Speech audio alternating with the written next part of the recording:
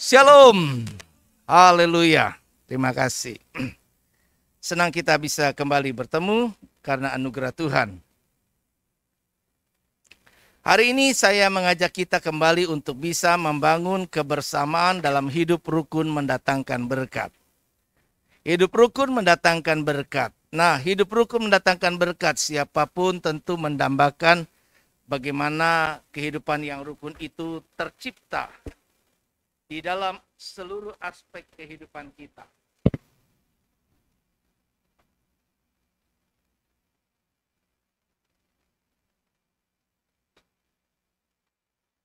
Ya, tidak hanya tentunya di dalam gereja, tetapi juga tentunya kehidupan rukun yang terutama bagaimana kita bisa menciptakan hal itu dalam keluarga rumah tangga kita, sehingga waktu yang cukup banyak kita habiskan di rumah, itu rasanya seperti di surga. Demikian pun ketika kita berada dalam sebuah komunitas di tempat yang lain, di situ pun bisa tercipta satu kebersamaan dalam keharmonisan yang terjalin. Namun, hidup rukun bersama itu tentunya tidak bisa tercipta dengan otomatis dengan sendirinya. Ada usaha-usaha yang harus dilakukan oleh kita sekalian, ada niat, ada kemauan, sehingga dengan demikian maka apa yang kita harapkan itu bisa terjadi. Kenapa hidup rukun bersama itu menjadi hal yang penting? Karena kita bisa merasakan kalau kita punya satu musuh saja terlalu banyak katanya.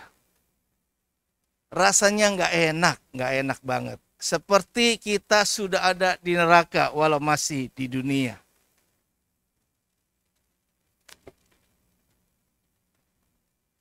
Bila kita diam bersama dengan tidak rukun, maka tentunya hari-hari kita jalani dengan sangat menderita.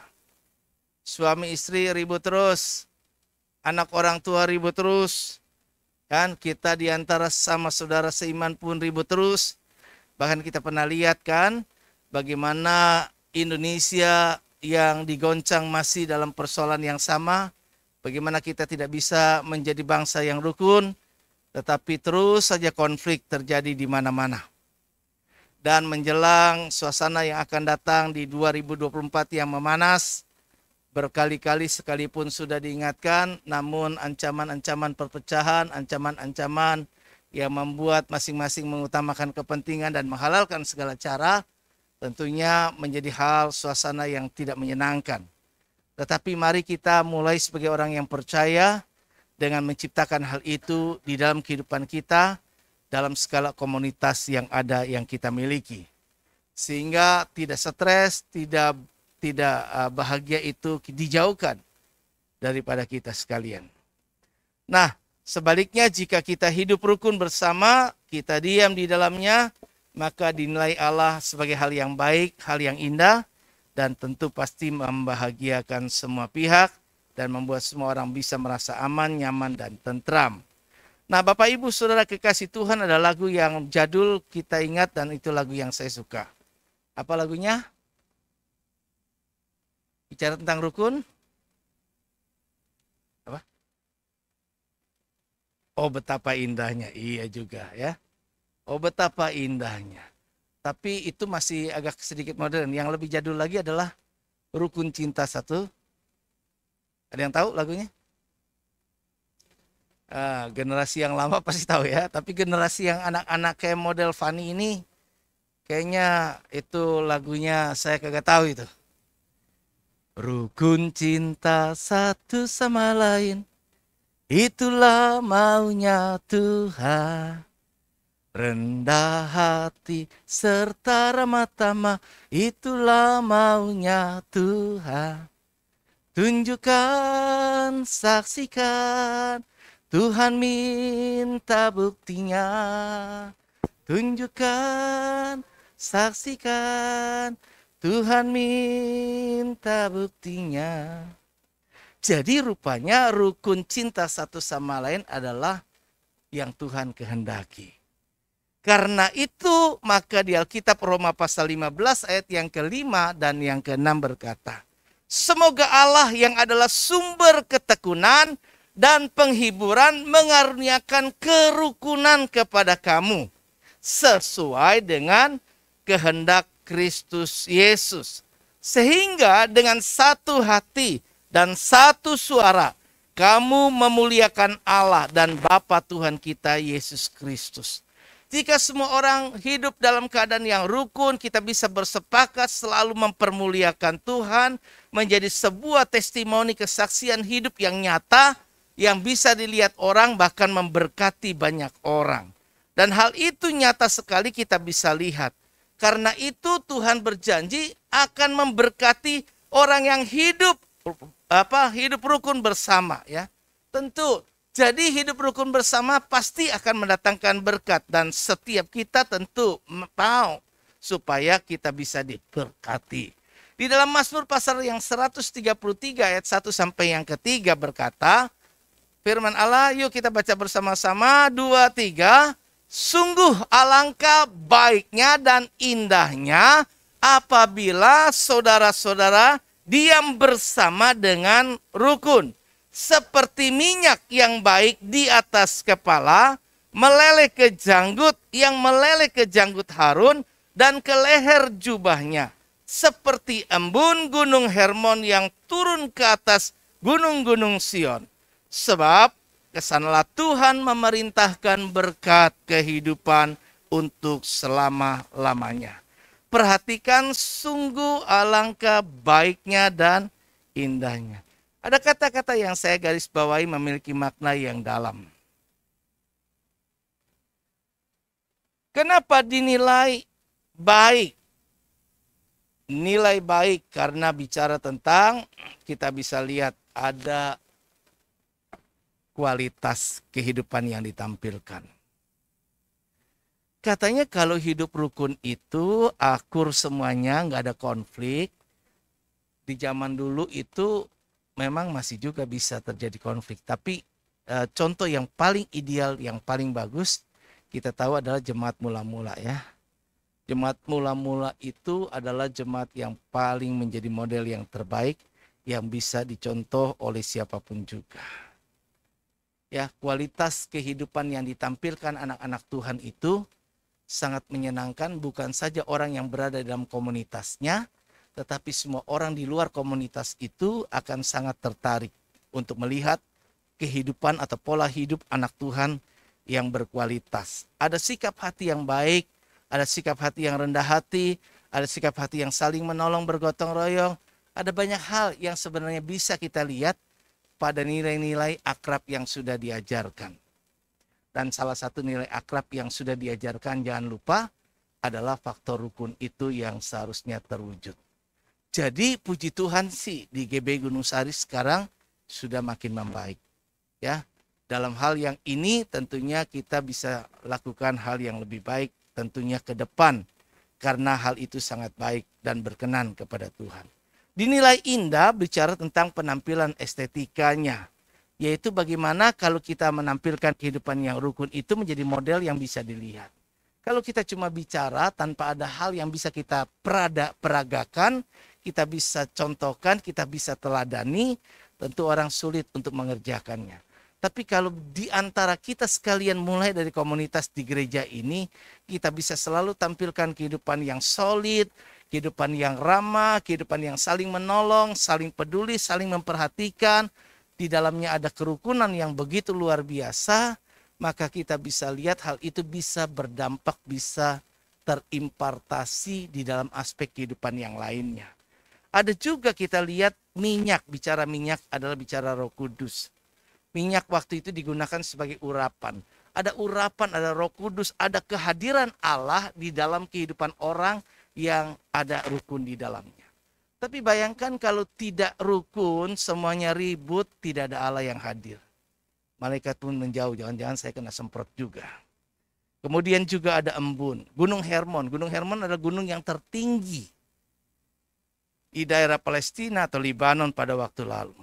Dan di sana biasanya pada waktu-waktu musim dingin pasti ada salju. Dan kalau bisa kesempatan di sana, pasti tentunya kita bisa lihat salju di sana. Waktu bulan Februari lalu bersalju. Sangat indah, sangat bagus. Saya pernah ke sana sangat dingin, cuacanya dan anginnya sangat kencang. Kita dingin banget. Tapi karena ada peserta yang minta didoakan, terpaksa juga kita harus berdoa di sana. Di sana ada tentunya yang salju yang kemudian mencair. Ada aliran air ke gunung-gunung Sion yang biasanya tandus kering.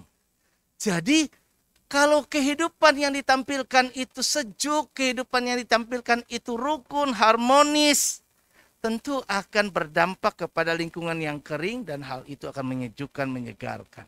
Jadi bicara ada kesegaran, ada sukacita, ada damai sejahtera, ada berkat di dalamnya. Seandainya saja kualitas kehidupan kita itu seperti yang Tuhan kehendaki, punya sikap mentalitas yang baik, kemudian tampilan peragaan kehidupannya yang bisa menjadi teladan, kemudian ada kehadiran Tuhan di dalamnya, maka juga ada sesuatu impartasi yang baik. Dan hal itu kalau kita bisa mulai dari gereja ini, kemudian di keluarga kita, di komunitas di mana kita bergaul, maka kita bisa lihat semua dunia ini akan diwarnai dengan sesuatu yang baik, ya. Sesuatu yang baik. Kita bersyukur tokoh-tokoh politik yang nasionalis sudah berusaha berulang kali.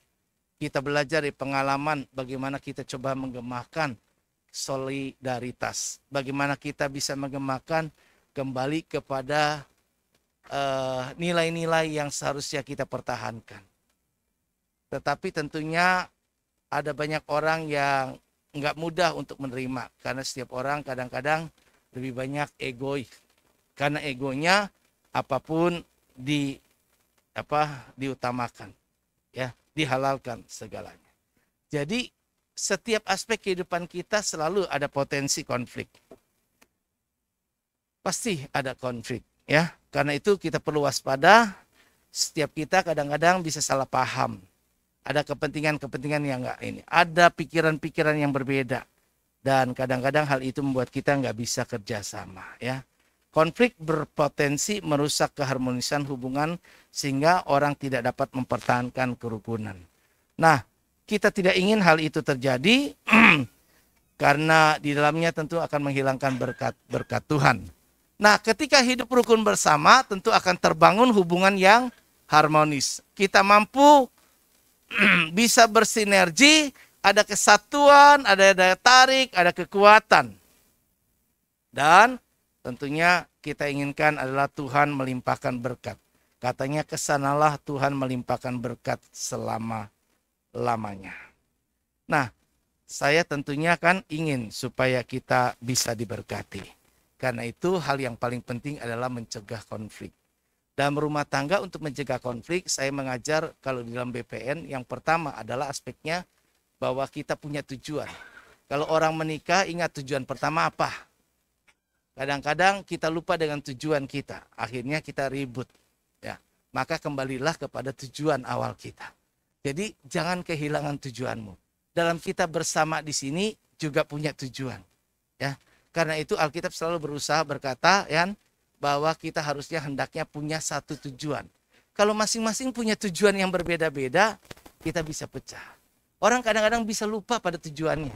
Makanya kadang-kadang nggak nyampe. Banyak orang, ya, nggak banyak orang.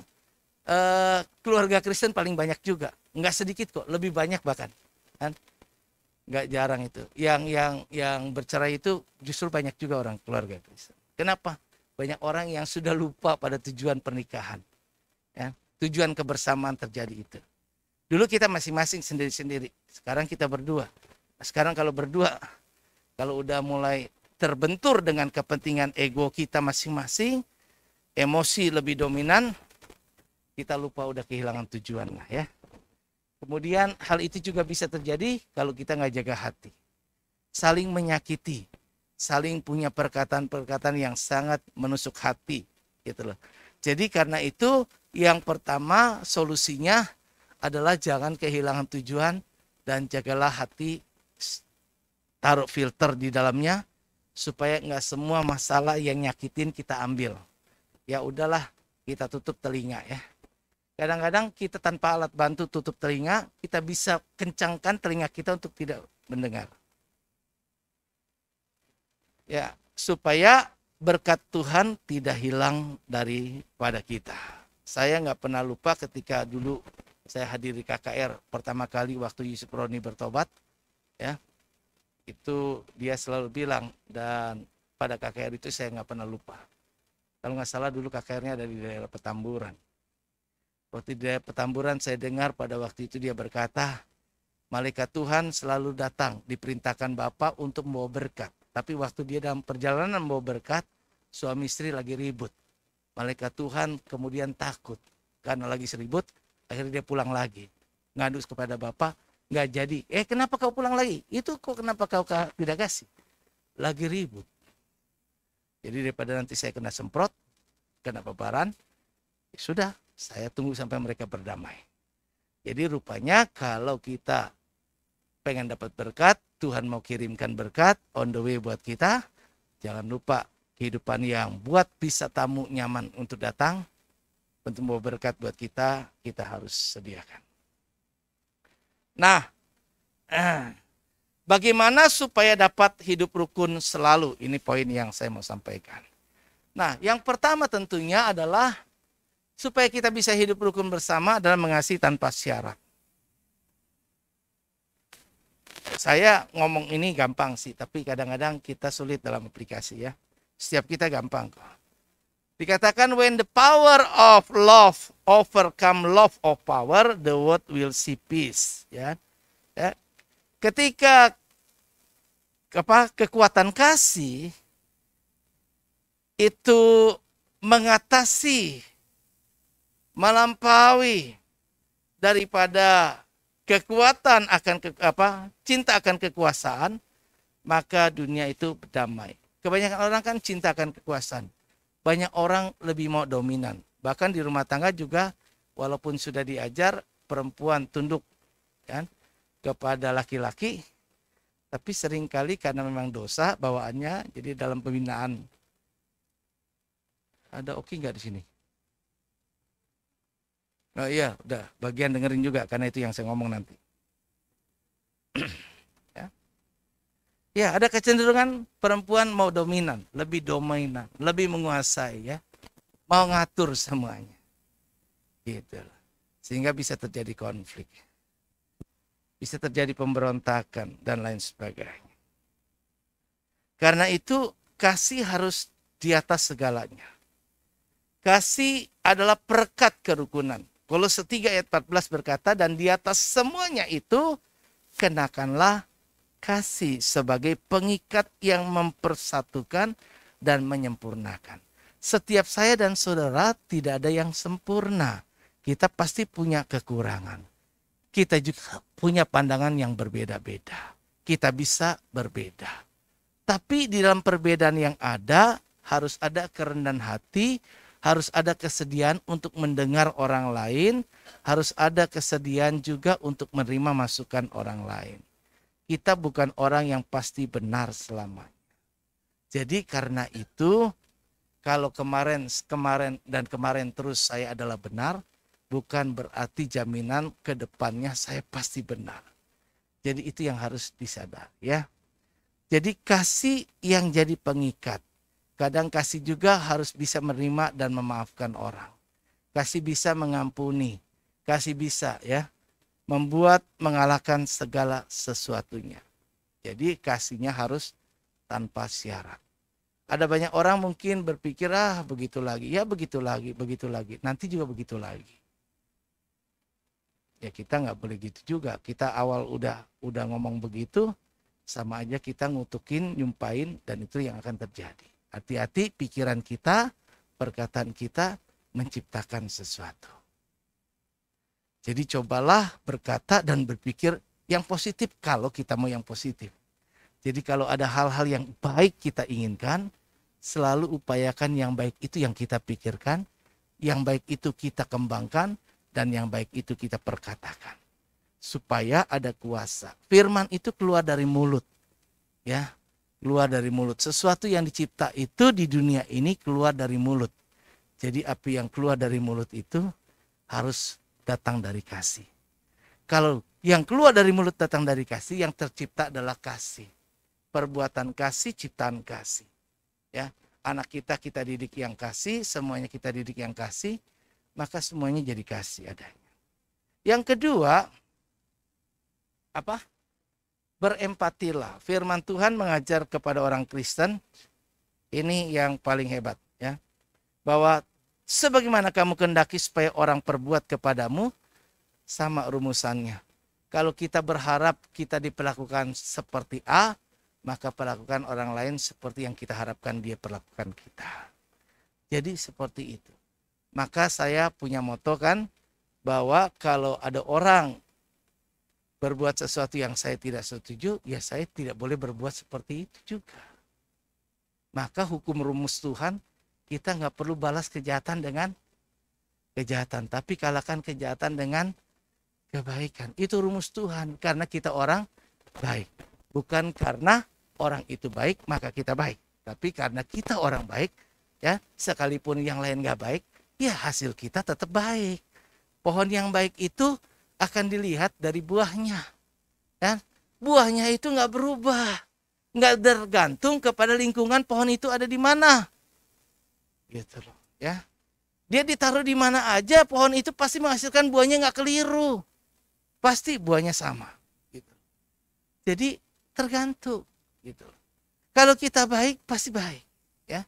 Coba berempati, coba memahami orang lain. Ya. Kalau kita mau dimengerti, coba mulai mengerti dulu orang lain. Kalau kita mau dipahami, sama. Kalau kita berpikir selalu kepentingan kita, coba juga bahwa bukan cuma kita yang pengen juga punya kepentingan itu. Orang lain juga sama kok punya kepentingan. Orang lain juga pengen diperhatikan. Orang lain juga pengen dimengerti. Gitu. Jadi kalau ini kita kerjakan, udah ada kasih yang pertama tanpa syarat. Kemudian kita jadi pribadi yang bisa berempati. Untuk bisa berempati, mari bangun chemistry. Apa? Chemistry. Chemistry adalah orang yang mampu bisa memahami orang lain sehingga kita bisa menyelami pikiran orang. Kita bisa memahami, mengerti sehingga nggak salah. Seringkali yang buat kita nggak akur, kita punya pola pikir nggak mampu memasuki pola pikir orang. Kita nggak punya chemistry sehingga kita nggak bisa kerjasama. Yang ada curiga, yang ada perkataannya adalah perkataan-perkataan yang cenderung ada curigation tadi. Negatif. Maksud dia begini baik, arahnya ke sini. Tapi kita udah berpikirnya ke tempat yang berbeda. Kita nggak bisa ada di track yang sama seperti dia sekarang. Nah, itu jangankan kita di antara kita yang beda. Yang sepasang suami istri aja nggak gampang kok chemistry itu. Maka biasanya kalau suami istri makin lama, biar kata awal pertama berbeda, kalau dia terbangun baik, bisa tuh udah mulai mirip-mirip mukanya. Ya, mirip. Nggak tahu deh, mau perempuan yang mirip ikut gayanya laki atau laki yang ikut mirip gayanya perempuan. Pokoknya biasanya dia nyatu. Biasanya. Tapi ada juga yang nyatu-nyatu sampai kapanpun. Nggak mampu bisa memiliki chemistry. Pikiranku, pikiranku, pikiranmu, pikiranmu. Dan kita nggak mampu bisa menyelami pikiran siapapun. Dalam kehidupan kita juga sama. Karena kita nggak mampu menyelami pikiran orang lain, akhirnya kita kembali kepada jalan pikiran kita masing-masing. Dan kembali lagi kalau jalan pikiran kita masing-masing, yang ada kita nggak mampu bersinergi. Kita nggak bisa saling mendukung. Kita nggak bisa saling menopang. Kita nggak ngerti. Tapi sekarang kan sudah bagus, setidaknya ketika saya batuk kan sudah ada tuh chemistry-nya gitu kan ya. Gitu kan ya. Orang udah mulai gelisah, pikir mana dia aqua. Gitu. Itu yang menyolok sih ya. Artinya yang saya tahu itu yang kelihatan. Belum yang lain, tapi paling nggak setidaknya itu sudah lebih. Yang ketiga, apa?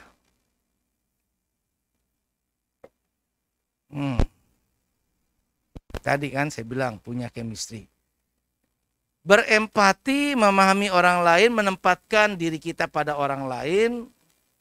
Sekarang adalah bagaimana lebih jauh adalah kita sehati, sepikir. Hati kita sama, pikiran kita sama. Ya. Harus mengenakan supaya adil, artinya gini. Ya dong, kamu dong yang harus ada ngerti pikiran saya atau hati saya. Kamu dong. Jadi kita saling masing-masing kepengen nuntut yang lainnya. Maka di Alkitab patokannya udahlah, nggak usah kamu, nggak usah dia. Tapi adalah Yesus Kristus. Jadi ambil jalan tengahnya bahwa seharusnya hendaklah kamu dalam hidupmu bersama menaruh pikiran dan perasaan yang terdapat juga dalam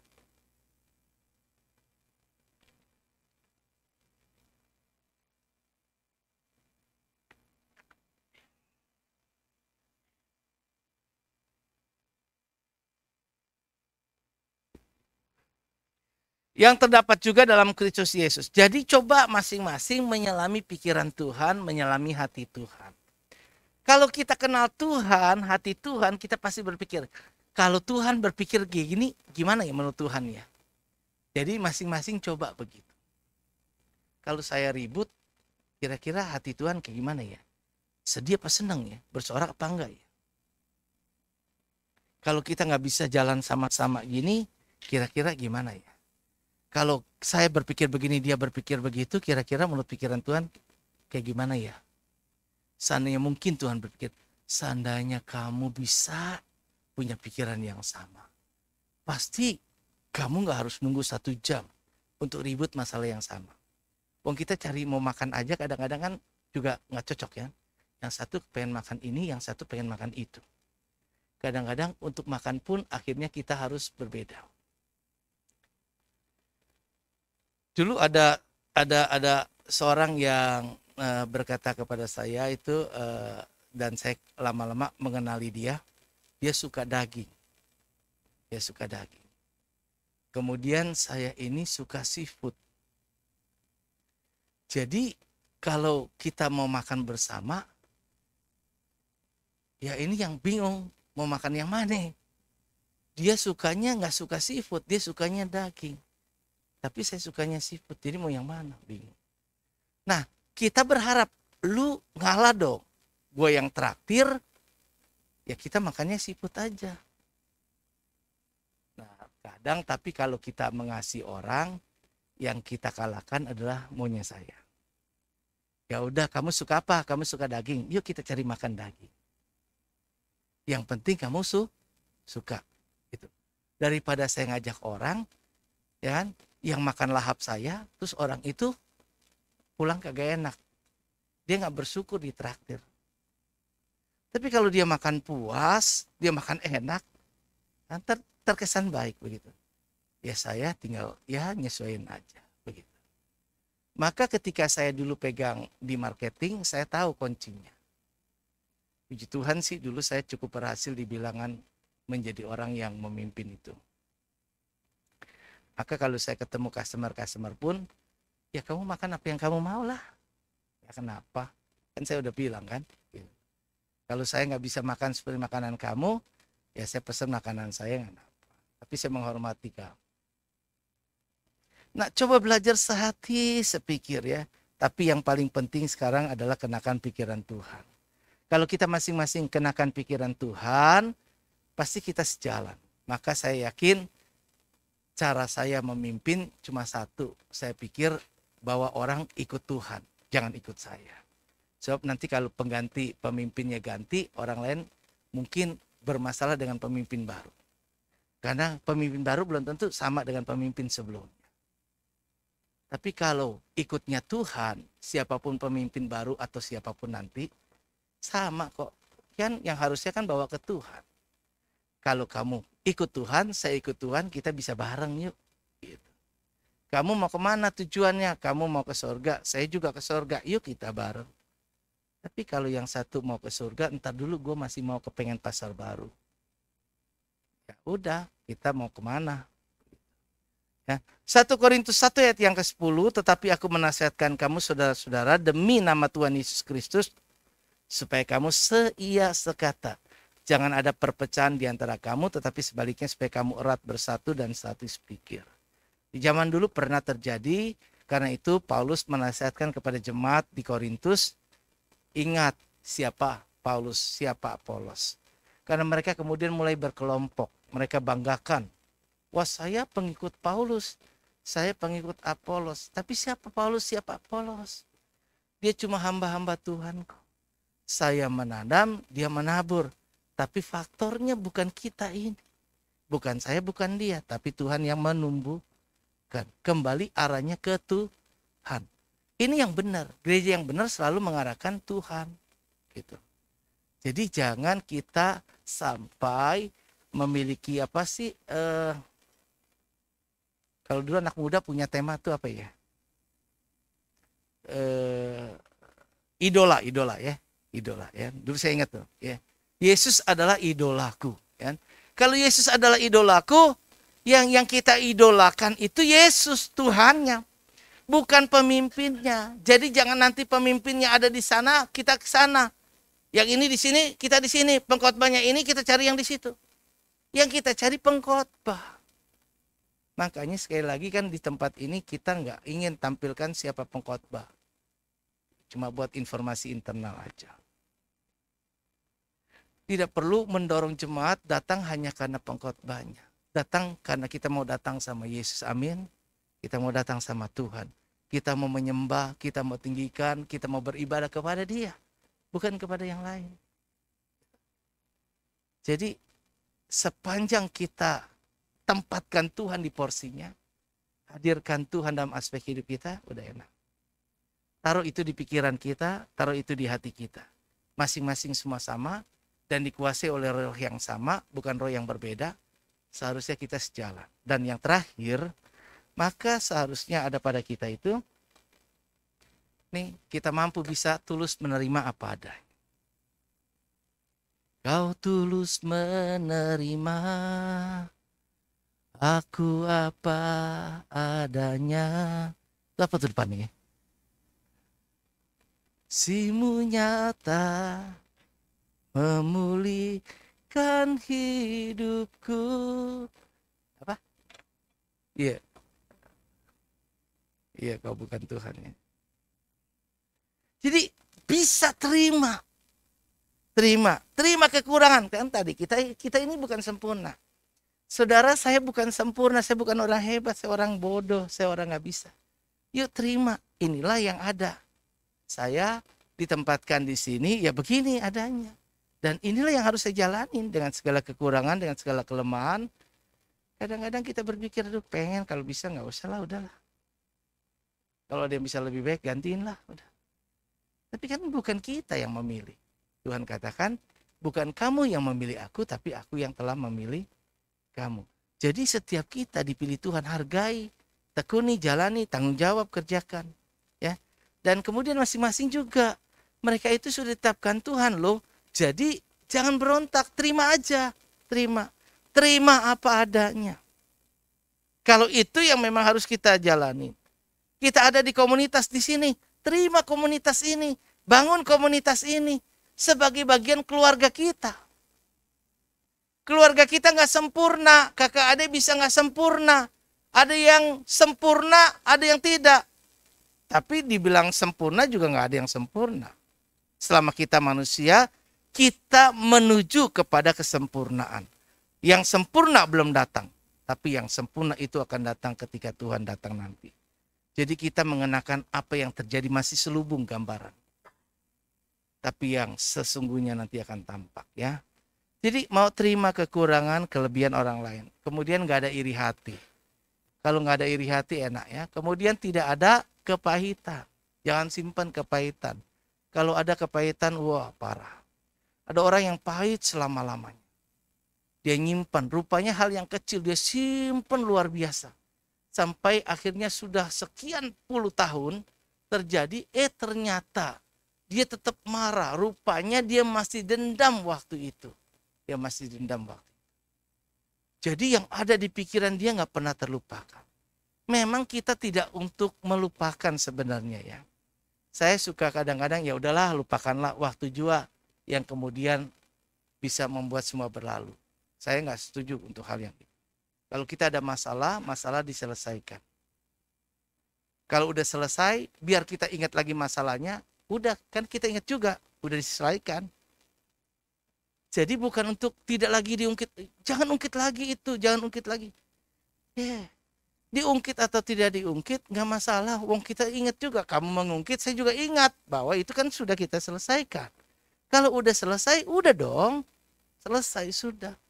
Kadang-kadang dalam sebuah konflik itu kita seringkali cenderung bikin benangnya tambah kusut. Kalau benang kusut kan namanya benang kusut itu konflik. Ya, ini adalah bagian yang dalam BPN juga. Kalau benang kusut itu konflik, yang harus dilakukan untuk bisa tadi tujuannya kita kan nggak pengen konflik kan, kita pengennya damai. Cari damainya ini loh. Fokus masing-masing ya. Ya udah. Nah, uraikan benang itu kalau kusut diurai.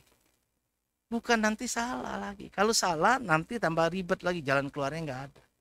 Kita seringkali kan suka cerita bersambung. Yang lama kita udah lupa, bahkan dia masih ingat terus. Disambungin lagi sama dia. Bersambung tuh ceritanya. Ya tambah panjang. Rupanya yang lama belum selesai. Nah, Alkitab selalu menasihatkan sebelum matahari terbenam, selesaikan. Ya. Jangan pernah simpan sampai besok. Ingat, jangan pernah simpan sampai besok. Jangan simpan di rumah. Jangan simpan di kamar. Ya, hal itu bisa membuat kita pisah kamar. Lama-lama kalau pisah kamar enggak diselesaikan, bisa pisah rumah. Kan? Kalau pisah rumah enggak bisa juga, kita bisa pisah mertua. Ya. Nah, yang terjadi sebenarnya perceraian itu memang bisa terjadi perceraian secara fisik. Itu final. Tapi yang saya mau katakan, banyak orang sudah terjadi perceraian roh. Ketika kita tidak bisa kerjasama, kita selalu ribut, itu sudah bercerai secara roh. Hati-hati, hati-hati. Dan itu terimpartasi. Karena itu sekali lagi bibit bobot itu juga perlu diperhatikan. Ya, perhatikan juga. Ada impartasi. Sampai kepada keturunan ketiga, keempat. Karena itu kalau keluarga hidup rukun, baik, jadi teladan yang baik, nanti ke belakangnya keturunan kita juga baik. Tapi kalau ada keluarga yang selalu ribut, itu bahaya juga nanti keturunannya. Jadi ingat itu yang harus diingat. Kita nggak hidup cuma buat diri kita doang nih. Ada impact, dampak yang kita harus pertimbangkan, perhitungkan ke generasi berikutnya. Di gereja juga sama, gitu. Dan apa yang terjadi sekarang adalah bagian dari yang terjadi sebelumnya.